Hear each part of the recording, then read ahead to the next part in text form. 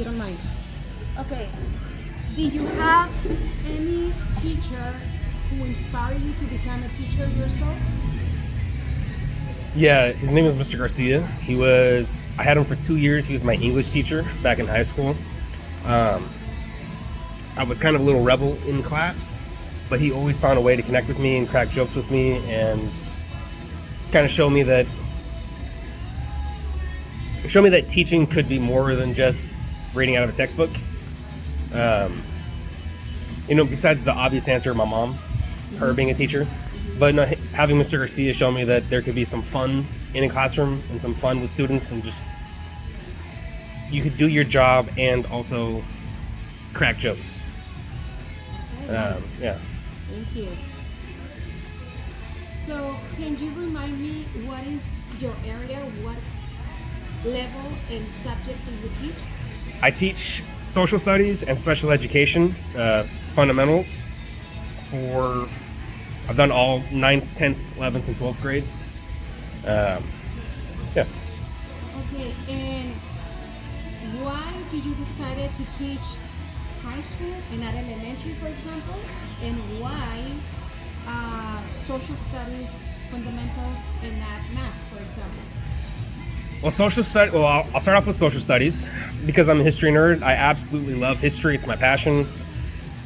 When I watch YouTube, I'm watching history documentaries like that. I just love talking about history, and I love trying to get people interested in history or telling the not so clean side of history.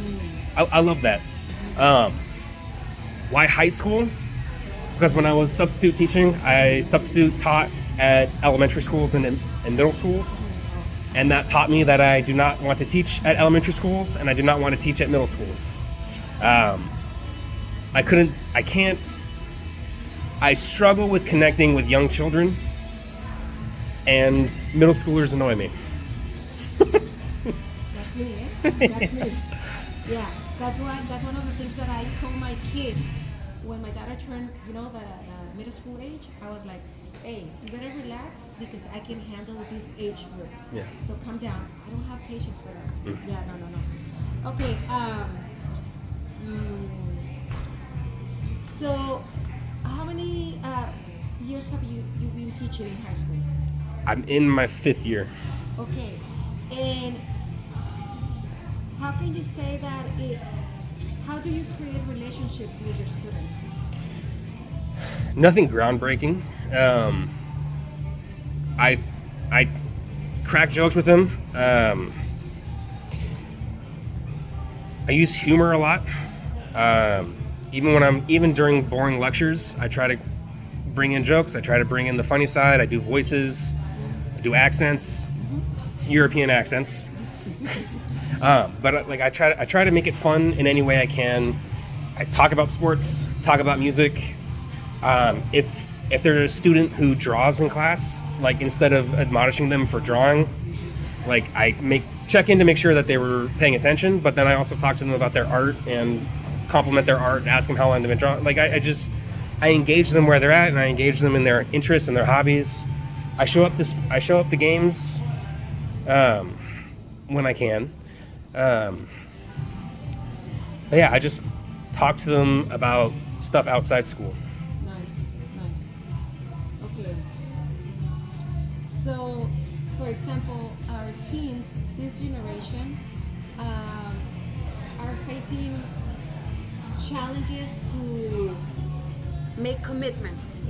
So, for example, showing on time, That responsibility. Aspect. So, what do you do to motivate them? For example, to be on time or to turn into work on time. What is the strategies that you have been using? It's a tough one, right? Yeah, it's a tough one. The biggest thing I do is I give them the harsh truth about reality after high school. I'm lucky enough to have a good instructional assistant in my classes, and we provide insight, provide feedback, and provide, like I said, the harsh truth about reality. And I don't sugarcoat things. I probably swear when I shouldn't swear, and tell them No one gives a shit about you not feeling happy. You need to let your boss know if you're not feeling happy. You're not going to show up. You need to do the work regardless of if you feel like it or not. And then the world does not care about your feelings. The world does not care about if you're having a bad day or a good day. You have responsibilities. Like, I give them this lecture all the time. Have these talks with them. I give them personal experiences, personal anecdotes from my own experiences of when I've messed up. And it's like, no, I'm not saying this as your teacher. I'm saying this as a human being who's gone through it. Yeah. And then, of course, like with something like homework, I accept late work because it's the fundamentals program, so kind of have to accept late work. But I take points off every week that it's not turned in. So I give them a grace period to give that compassion, but I put in some repercussions that, like, and also then talk to them about no matter how hard you try, if you're late on an assignment or you're late on, like, say your boss says you needed, I don't know, for my kids, you need to change this car's tires in 30 minutes. Like, this guy's busy, like he's paying extra, we need you to get this done in 30 minutes. If you don't get it done in 30 minutes, you're like, there's going to be a talking to of why didn't that get done. Like, I just talk to them a lot about, I try to turn it into real life. What are they actually going to see? It's like, yes, it's a reading assignment now, but in reality, this is your livelihood. Yeah. Like, you need to pay bills. You need to buy food. You need to buy dog food, cat food. You need to buy things to live. And I just talk to them about that ad nauseum all the time. Okay, thank you. Now we're moving to the aspect of technology. So we're in the digital area, right? So do you consider yourself a digital native? I'm comfortable with computers. I use a lot of the different programs and stuff. I'm not opposed to using technology, but I definitely don't use it as my primary source. I firmly believe in the old pen and paper method of learning because that's worked for thousands of years. Why would it all of a sudden not work now? But yeah, I do use technology, but I do prefer pen and paper.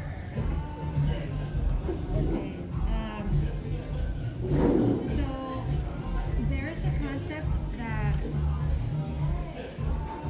en español es la generación líquida, which it means that students are thinking about just coming in, coming out from school. We're talking about those students who don't make any connections to the school. They don't play sports, no clubs, no ASB, nothing whatsoever. Just in and out. Yep. But not only students, that is also transferred in the working force. So employees just coming in, coming out, and moving from jobs very quickly. Yeah. They don't make There's no connection. There's no connections. attachment. Yeah. Yes. They move. Oh, I don't like it. 2 months. Another job. So this is due to technology that everything moves quickly. Instant gratification is part of it. Part of it, yes. So, and that is our students. Like, we like it or not. Especially the fundamentals kids. I bet. Yes. So now, understanding that is the reality, their reality. What are some of the strengths that you think students have? A lot of the times they're creative in ways you wouldn't expect. I mean, art is usually the go-to. They're usually very talented artists. In a non-academic way, they're very independent. Because they kind of realize that this is also with our population, there's not a lot of help from home. So they've had to learn how to kind of survive on their own and survive within a really harsh reality in ways that you wouldn't expect. that survival instinct, I think, is a skill in and of itself. Yes. Okay. That's something that I have never. Okay. And what is one of the weaknesses? You can mention as many as you want. I'll try to keep it short. A weakness is a lack of connection. They don't feel a part of anything. They feel separated from. They don't really have friends, so they feel separated from school. They feel separated from their peers. They feel separated from their parents. They feel isolated and alone, and it turns them down dark paths, like depression, anxiety. It just enhances all those problems. It really hampers their ability to learn. It really hampers their ability to socialize. It really hurts their ability to collaborate. It really hurts their ability to problem solve.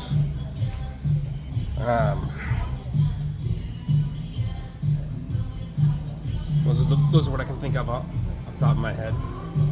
Now, a little bit ago you mentioned that, especially our population. What do you mean by that? Inner city, low socioeconomic. Parents are working either the entire day. They're working 2 jobs. There's a lot of single family homes, single parent homes. So there's a lot less. There's a lot less parent involvement than what I grew up with, than what people, like I went to Bonita Vista, that there's a lot less parent involvement in general. Like even if you go to the sports games, the crowds at the sports games are not huge.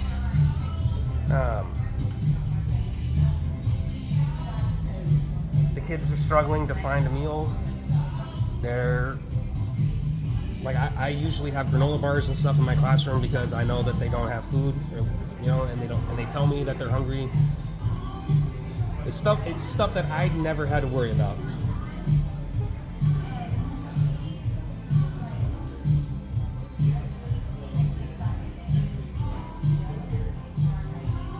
Okay. Now, for example, we're about to start a new school year.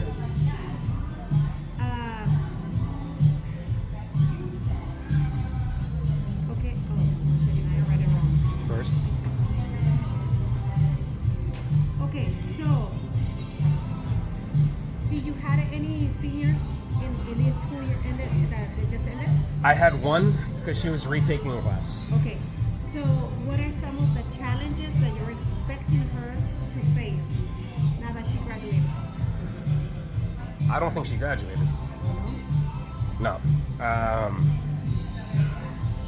But in general, I think the challenges they face are, the biggest one is not having the immediate support system that school provides them. I did say that they have a survival instinct or survival skill that a lot of people that don't have to develop, but they've been able to develop that survival skill with the safety net of a school, with the free lunch, with with at least 6 teachers a year who care about them. Now they're going into the real world where, like I said before, the world does not care about them. The world in general wants you to succeed, but does not care about you. And so just that level of isolation is, I think, one of the biggest challenges that especially my fundamentals kids face. Because there's no longer anybody there to be able to guide them. Yes. Okay, so 5 years as a teacher. So what has been one of the craziest challenges that you have faced? Or the first one that had impacted you? Getting thrown into teaching with absolutely no support and no guidance from having to do IEPs without being taught how to do IEPs. Getting thrown into teaching fundamentals without having a curriculum being provided. So I had to develop I had to develop everything I've learned on my own, or by going to. I have a mentor at school, Holly Hamilton. I had to find somebody to actually help me. Like, obviously, I got advice from my mom, but somebody on the ground with me teaching the students I taught, I didn't have anybody. And with that, we have Angelica Sapien now, and we have Carol Cooper-Smith. But for 3 years, I was one of the veteran fundamentals teachers. Veteran, and I was only there for 2-3 years. Wow. So like I was thrown to the wolves.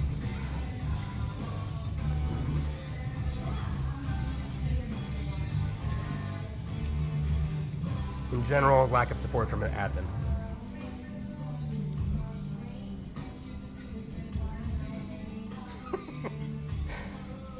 No comments. No comments. Okay. So we already covered about the challenges that students face, but I think that's one of the main topics that I have to cover. Okay.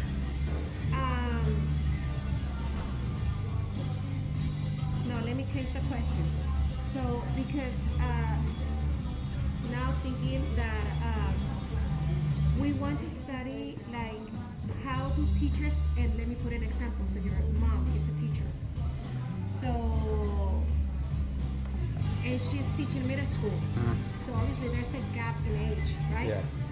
How to connect with students when the way of living, not just like how they were raised, your mom and the students, they obviously raised differently, different culture, different expectations. So that's always going to be our case. But for example, when we started, we were younger. The gap was, but it's getting wider as we get older. As we get older, yeah. And so how do you think, what would be your advice for those teachers, let's say, how to make connections? So for example, you are still like there, you look young. Still young, so, yeah. So, but you are flexible, you are more understanding, but perhaps there is someone who's in their 50s, late 50s, a veteran teacher, knowledgeable, but are, Yeah. having this friction with students because they don't understand. So what would be your advice to break that barrier of understanding and communicating?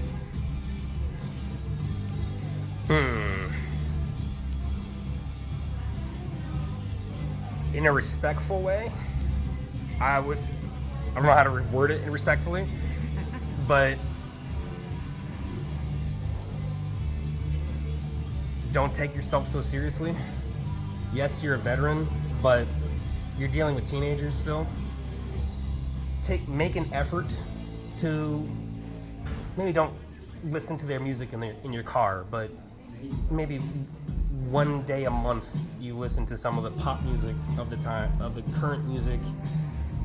Maybe you watch some of the pop culture shows, like not SpongeBob SquarePants, but like, I don't know, like